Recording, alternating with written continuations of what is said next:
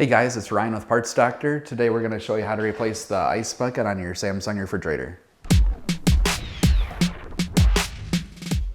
On this style Samsung refrigerator, Samsung used two different mechanisms for releasing the ice bucket. On the older ones, they had a button that you would depress up here first to release it, and then you'd grab it from the bottom and pull it to release. On these newer ones, you don't have to depress any button at the top, and you can just grab it at the bottom, lift up,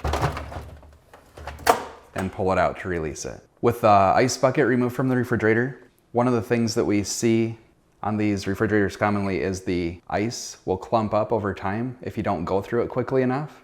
And when you go to dispense the ice out of the front of the refrigerator, the motor will try to turn the ice, but it'll be binding up inside of here, and you'll get cracks in the ice bucket itself, or the auger in the middle will break. If you're not going through your ice on a regular basis, it's a good idea to dump the ice in the ice bucket out every couple of days to prevent it from clumping up. So let's go ahead and do that now so we can inspect this ice bucket for any damage. The two most common things that we see fail on these ice buckets are cracks in the main plastic housing or the auger mechanism broken in the middle. If you have a bad ice bucket, Samsung doesn't sell any individual pieces of the ice bucket separately. So if you have a bad one, you'll need to replace the whole ice bucket as an assembly. On this particular ice bucket, it has some cracking on the sides and on the bottom. If we take a flashlight and shine it through the plastic, you can much easier see the cracking here and here on the bottom. If you see any cracks in your ice bucket, it's a good idea to replace it. That way you don't end up with any plastic in your ice.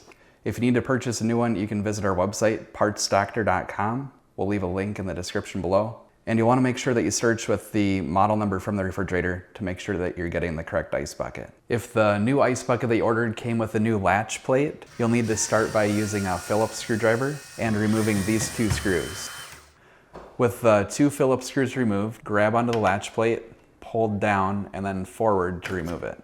To reinstall the new latch plate, make sure this top piece goes into the slot up here, and then reinstall the two Phillips screws. With the new latch plate installed, we can take the new ice bucket and push it until it locks into place.